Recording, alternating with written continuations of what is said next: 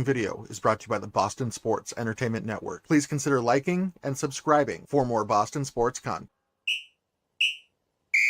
The red, white, and blue. I can't lose with the red, white, and blue. My whole crew is the red, white, and blue. I represent the stars and stripes. I am a patriot, a true American. I am a champion, yes, and that's on everything. I will protect my home. I will defend, fighting tooth and nail to the bitter end. I don't play to lose, nah, I play to win. Rain, sleet, or snow in the wingland. What?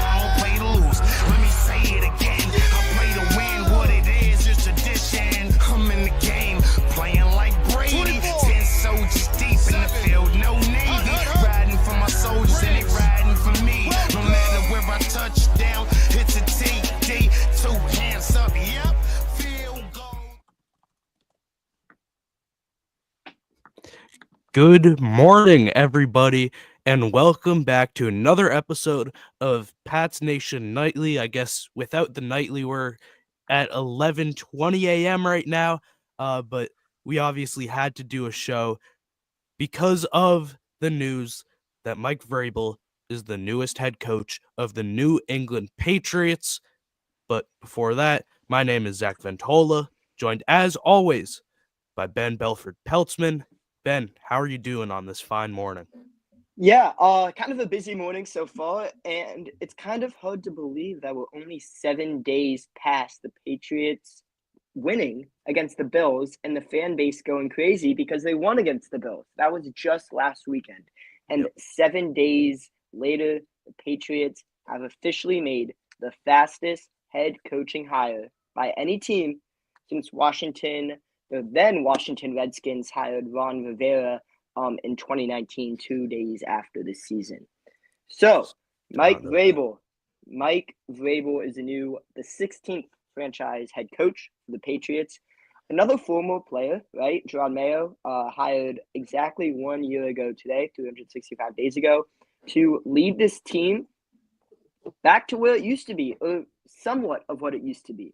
And he promised the team to do better than 4 wins like Bill Belichick did in his last season, 2 years ago.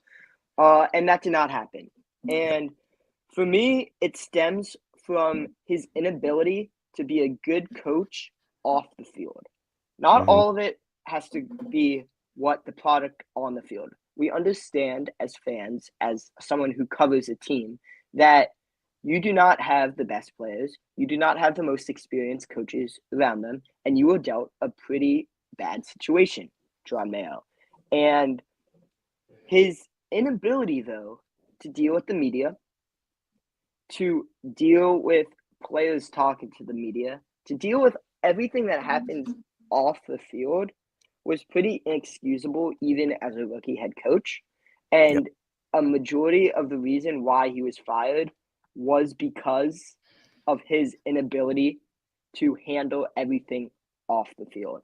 So now the Patriots choose someone who is a veteran, right? A veteran head coach, someone who's coached for the Houston Texans. He was a linebackers and defensive line coach for the Texans, then got hired in Tennessee in 2018, where he took the Titans to the playoffs 3 out of his 6 years, won the Associated Press Head Coach of the Year in 2021, and he was surprisingly fired after the 2023 season, after 2 seasons of mediocre play in Tennessee.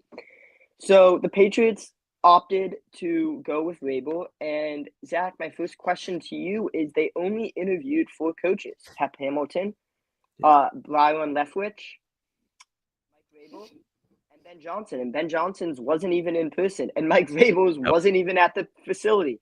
And so, it was a quick process, and I've been saying for the last week, I really wish they gave Ben Johnson a closer look. But again, what do I know? I'm not the ones in the meetings. I'm just hoping Mike Vrabel brings more stability to the Patriots as a veteran, right, head coach, and I believe that he would do just that. Yeah, look, when Mayo was fired and Robert Kraft had that press conference, one of the things that he said, which stood out for me, was that the Patriots were going to be interviewing a lot of candidates. That's what he said. He said they're going to interview a lot of people, and they would interview basically anybody who they thought could potentially bring them back to their former glory. They requested interviews with 5 candidates. They interviewed 4 candidates, as you said, 4 due to Aaron Glenn denying the request. And 2 of those interviews, let's be honest, were complete shams, right?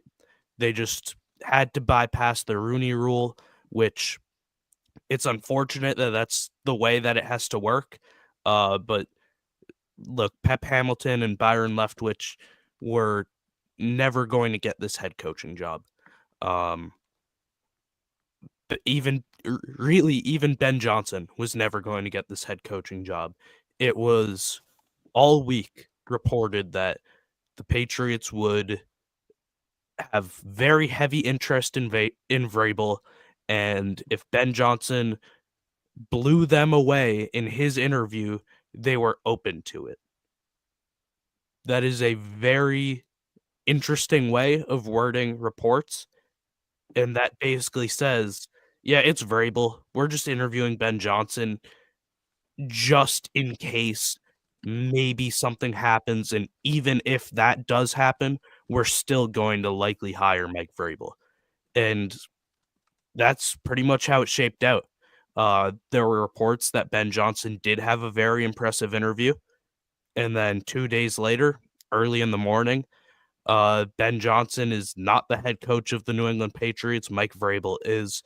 So, look, it's been shaping up to be this way, not only all week, I would say, for the last month, with the potential of Mayo getting fired, and then, of course, Vrabel would be the top candidate, a guy that Kraft has familiarity with, of course, former Patriot player, Patriots Hall of Fame member.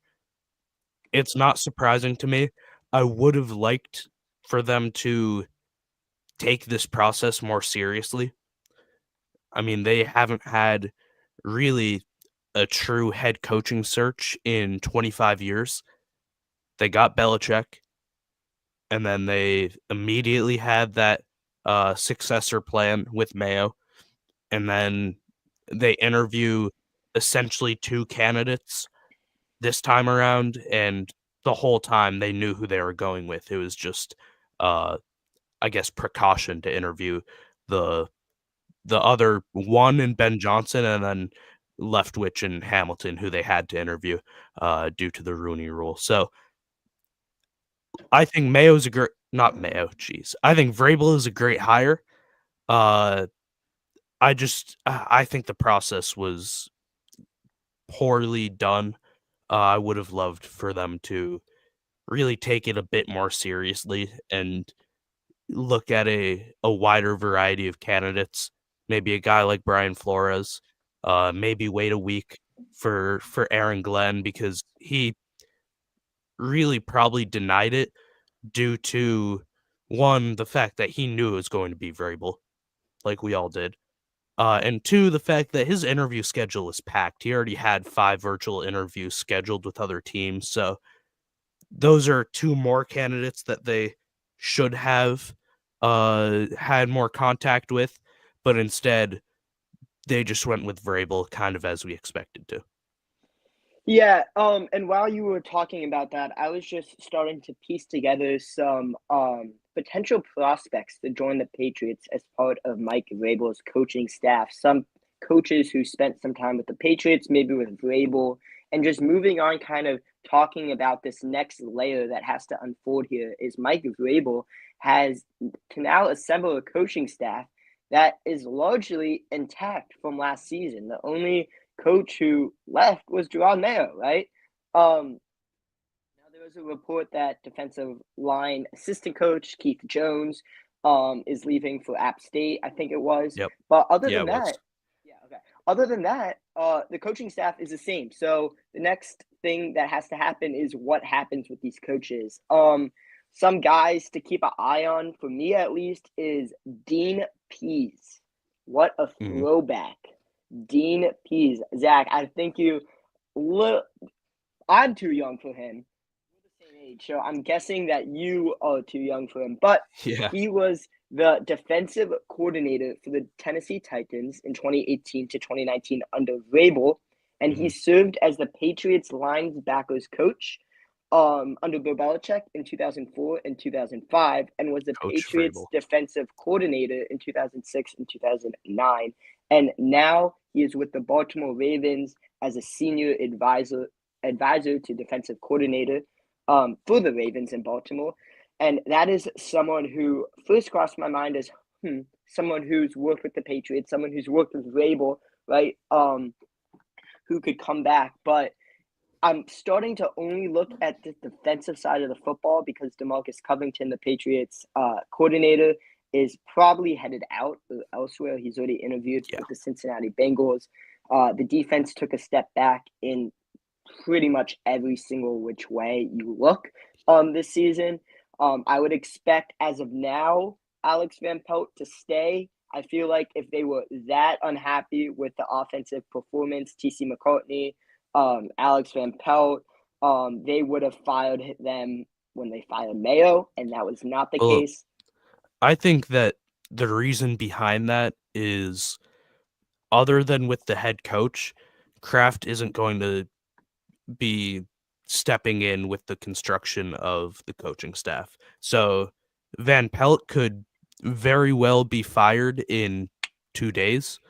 But my guess is that he wanted to keep him around at least for this long, just in case Mike Vrabel comes in or Ben Johnson comes in, or obviously it ended up being Vrabel, but whoever the next head coach would be comes in and they say, "Oh yeah, Van Pelt, I like that guy. I think he did a really good job. I want to keep him around." But if if that head coach doesn't think that, then there's really no difference between firing Van Pelt with Mayo and firing him a week after Mayo. So I think that that's just what it kind of chalks up to, is they want to wait and see if Vrabel wants to keep some of these guys around, or if he wants to just bring in an entirely new staff. And I think it'll be somewhat of a mix.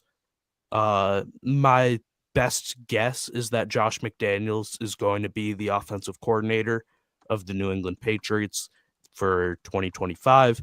That's really what all the reports have been, and what it seems to be shaping up to be. But maybe McDaniels wants to keep Van Pelt around as a offensive assistant or as a quarterbacks coach. And maybe he wants to keep around some of the other positional coaches as their position coach. So it could go really either way. I could see it being a completely new staff outside of maybe a couple guys, or I could see a somewhat significant somewhat significant part of the coaching staff being retained. Yeah. And it's important to note too, Jerod Mayo hired a bunch of coaches, rookie coaches and experienced coaches, and Yeah. all these coaches start somewhere, right?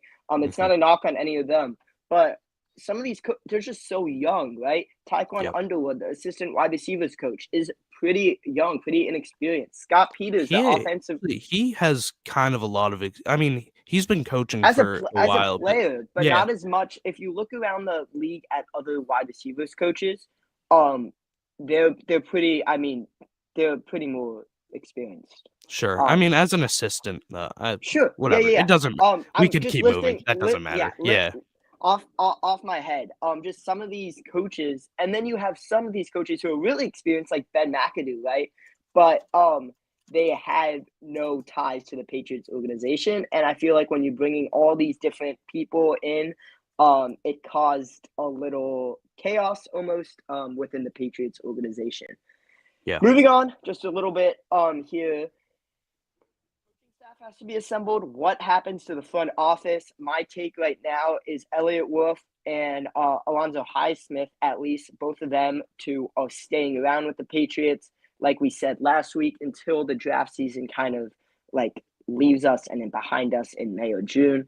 But most of the draft work is already getting done. Some of it's already been completed, right? The Hula Bowl was last week, the Senior Bowl, the East-West Shrine Bowl, the Combine, Pro Days, all that stuff is coming up in the next 2 months. So I think they will stay along for the ride. Zach? Yeah, that's kind of, in my opinion, the most interesting thing with the variable hiring. It isn't, for me, the coaching staff that's going to be assembled. It's what's going to happen with the front office, because it seemed pretty clear, in my opinion, that Robert Kraft wanted to keep around Elliott Wolf, wanted to keep around Alonzo Highsmith. I mean, they were in the head coaching interviews, according to Kraft. So Vrabel is a guy who likely wants full control or close to it. Are the Patriots going to allow for that? I'm not sure. I would find it kind of hard to believe that Elliott Wolf and Alonzo Highsmith would, obviously Kraft has final say, but that they would be pushing for Vrabel if they knew Vrabel's going to fire them in 4 months. So that's something that's on my radar a little bit more. Will Vrabel bring in some of his own guys in the front office? Probably. But with that, how many of the Patriots guys are going to be let go after the draft? I think the front office should, for the most part, stay the same. They really didn't have much this year. Like, free agency wasn't a great class. I know a lot of fans give the Patriots front office and Elliott Wolf a lot of crap for not making any like splash signings, but I mean they offered Calvin Ridley $21 million a year, I think it was, who, look how that turned out for the Titans. He was not that good this year. They offered the 49ers a pretty significant trade package, if I remember correctly, for Brandon Ayuk, and offered Ayuk to become one of the highest paid wide receivers in NFL history. And that was just out of their control. It takes two sides to make a deal. That's something that we've known for a while, and that was especially significant this year, is that you can't just be mad at a front office because they didn't make signings if they were, as kind of corny as it may sound, they're trying their best to. Everything that happened, or I guess everything that didn't happen, was out of their control. They can't force players to sign these contracts. They can try their best and they can make the best offer out of any team, but if a player doesn't want to come to New England because of what had happened in the previous years, then there's nothing that the front office can do about it.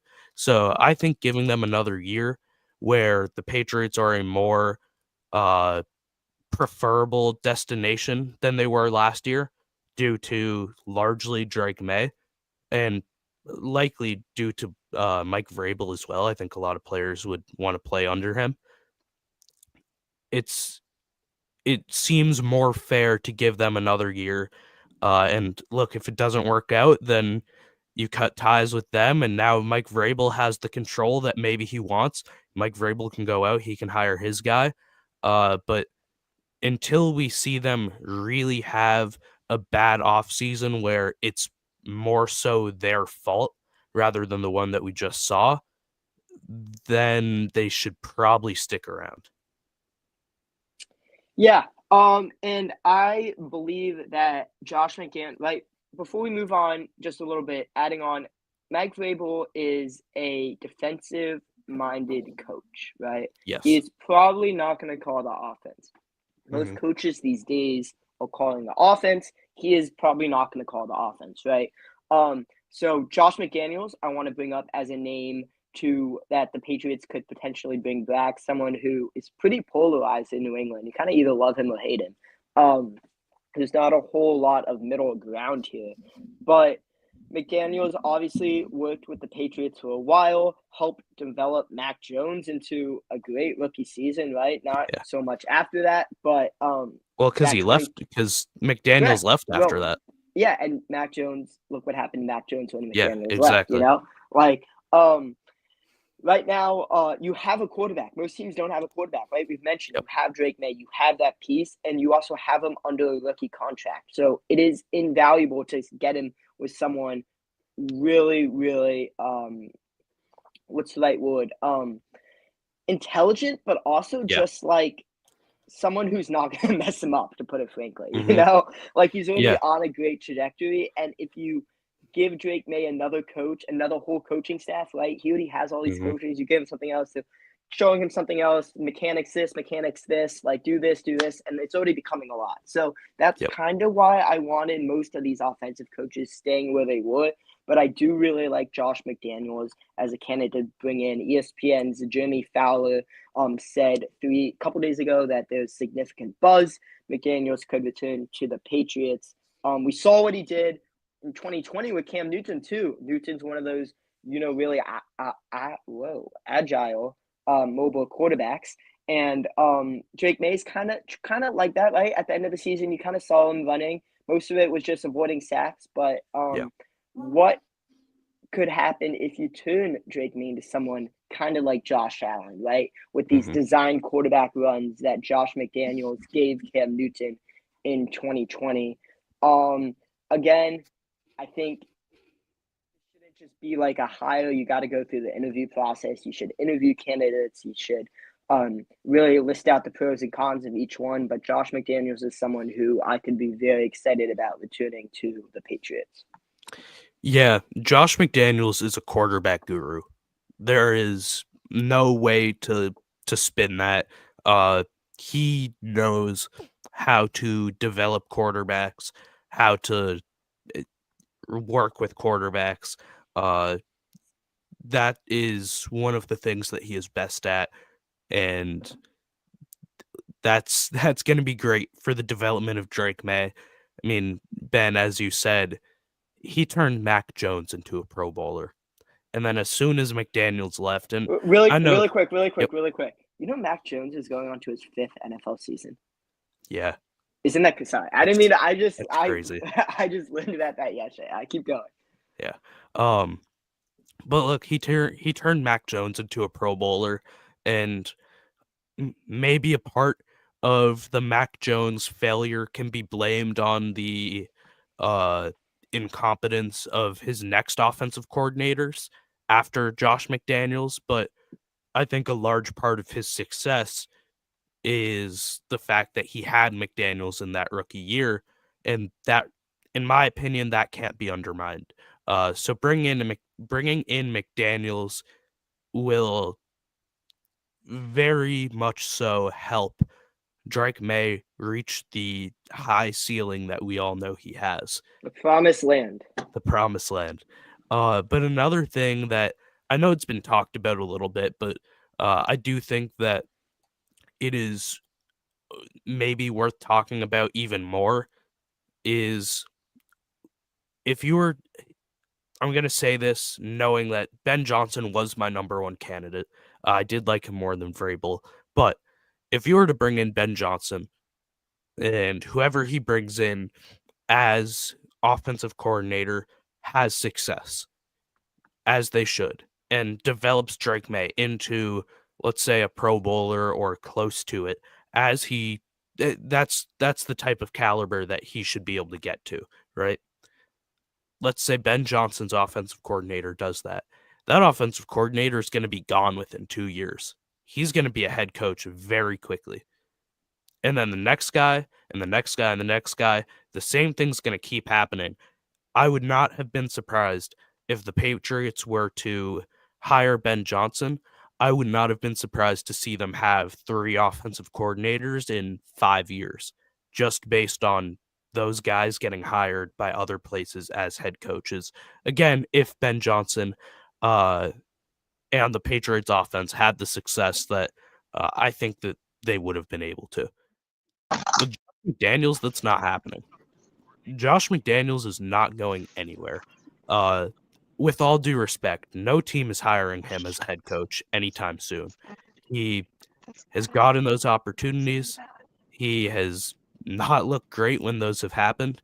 With McDaniels, you are looking at him, again, assuming their success, him being your offensive coordinator for at least 5 years and more than likely a greater time period than that. So that is one huge pro of hiring McDaniels, in my opinion, is just the fact that you're going to have some continuity there year in and year out. You know that he is going to be your offensive coordinator for a pretty long time. Ben, would you prefer a guy like McDaniels who's been in the building, or are there other options that you think they should explore? Yeah, there will be other options that I think they should come across, but Josh McDaniels right now is the top, for me at least. Some other guys to keep a name on, I have in front of me is Todd Downing. He was Vrabel's tight ends coach in 2019 and the Titans offensive coordinator in 2021 to 2022. And then he was fired after that 2023 season along with Vrabel and went to the Jets, became their passing coordinator for one season. But that's someone I want to keep an eye on. Also, Tom Quinn, but not for the offensive side of the football. Special teams, right? Yep. And I really do like Jeremy Springer, just someone who has another connection with Vrabel, obviously in Tennessee. Yeah, I think they stay. I think they both stay in the same position. I think Springer stays as special teams coordinator, and I think that Tom Quinn stay. What's his official title? Is it just like assistant special teams Yeah. coordinate? Yeah, I think we'll stay in those same positions. My guess is that Tom Quinn would get Vrabel. I think would want to keep Tom Quinn around, and I think Tom Quinn would vouch for Springer a bit to stay in his role because the special teams was by far the Patriots' best unit this year. And there were definitely some bad moments. Don't get me wrong, it wasn't perfect, but this team was far from perfect, and the special teams unit was closer to that than any other unit that the Patriots had. So I think Springer stays around. I hope Springer stays around because he was by far the Patriots' best coordinator.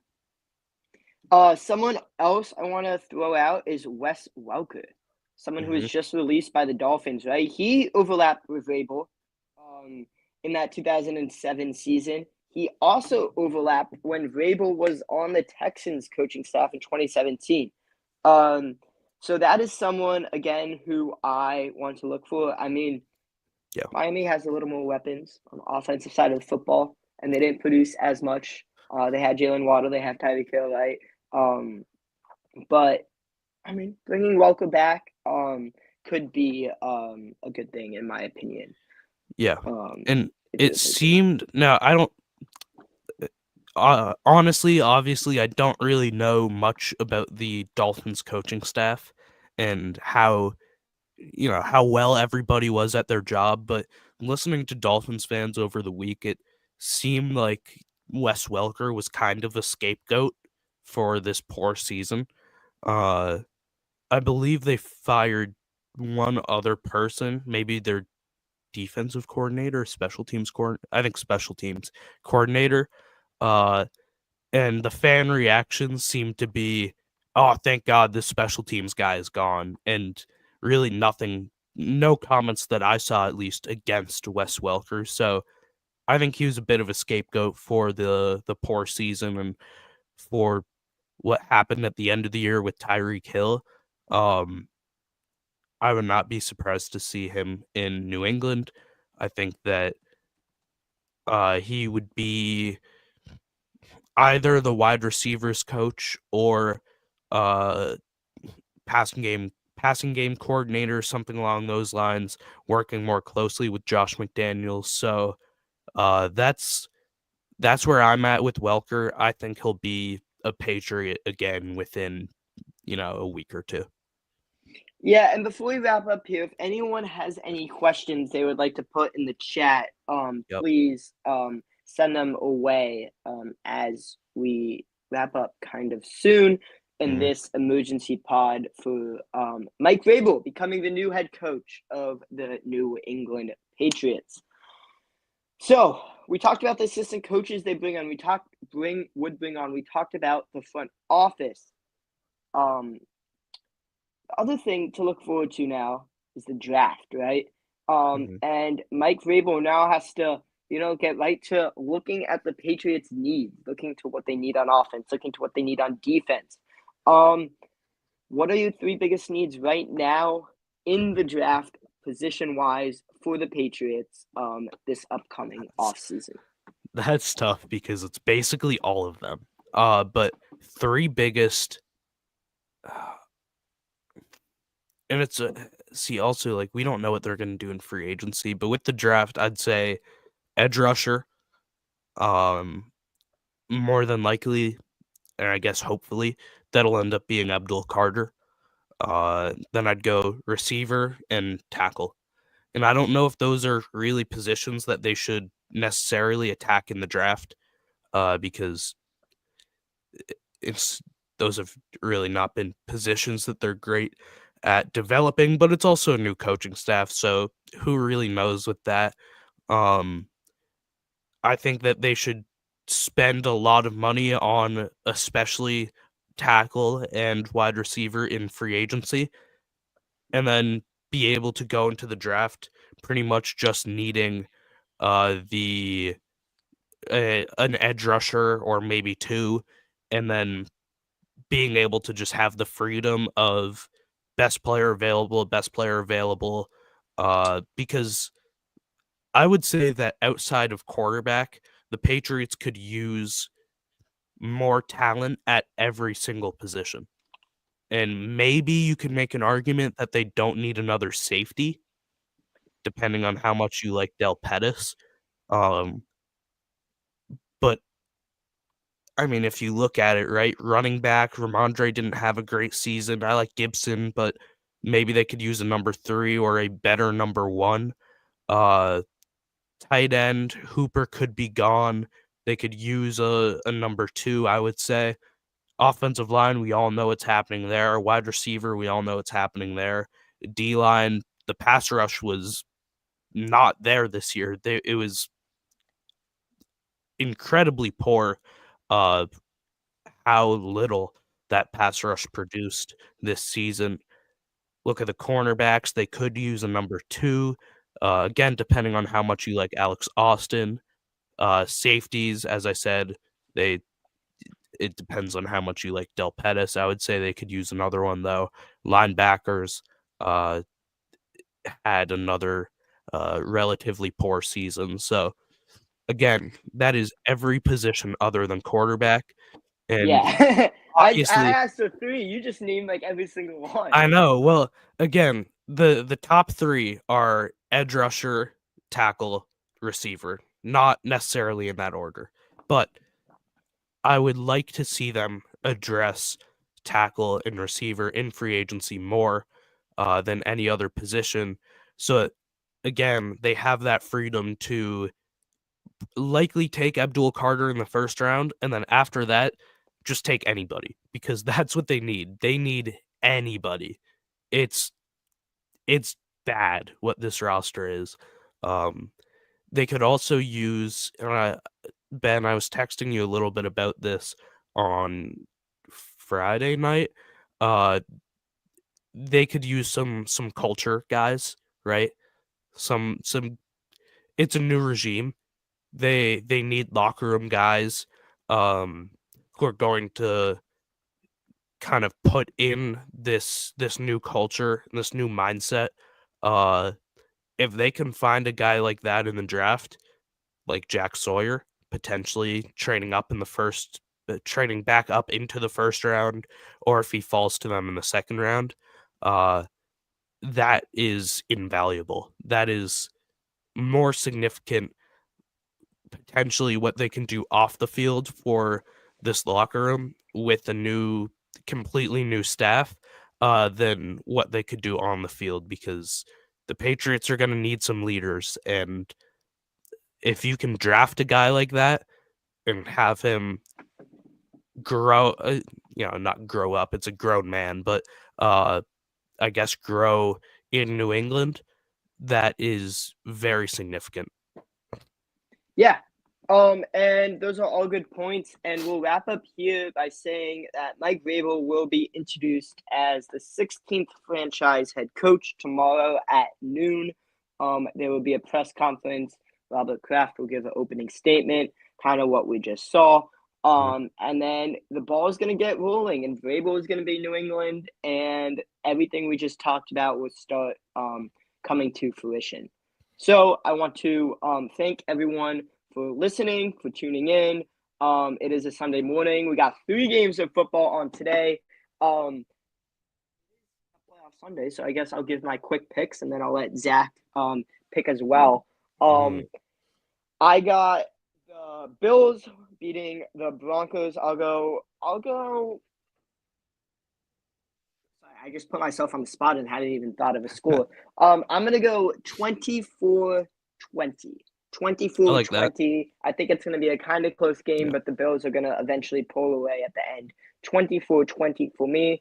And then I have the Eagles beating the Packers. I got that 27-17. 27-17. I think it's going to be a 10-point game for Philadelphia. And then I got the Washington Commanders upsetting the Tampa Bay Buccaneers as 3-point underdogs in Tampa Bay. I got Washington coming on top. The whole season has been about miracles in Washington. I have them winning on a game-winning field goal, 20. At least make it like a Hail Mary, lateral play, something. Give me something fun. 2017 game-winning field goal. Okay. Who says game-winning field goals aren't fun? It's a game-winning Yeah, field goal. you're right. Ben, did you see the stat on Twitter about Sean Payton against bald head coaches? Yes, that is so funny. You can find a stat on anything. That's true. Sean Payton, according to this Twitter user, is 30-12 against bald head coaches, and Sean McDermott is bald. So I still don't think the Broncos will win, but I thought that was a hilarious stat. I'll take the Bills. I think the Bills are gonna put up a lot of points. I think. Give me 33-20 Bills. And that was Eagles Packers, right? I'll take 27-24 Eagles. And Tampa, Washington is tough. It's gonna be a good game. Yeah, I don't want to pick all of the favorites, but I think I might have to, because I like Tampa. I like I'll go Washington. I'll go with you, Ben.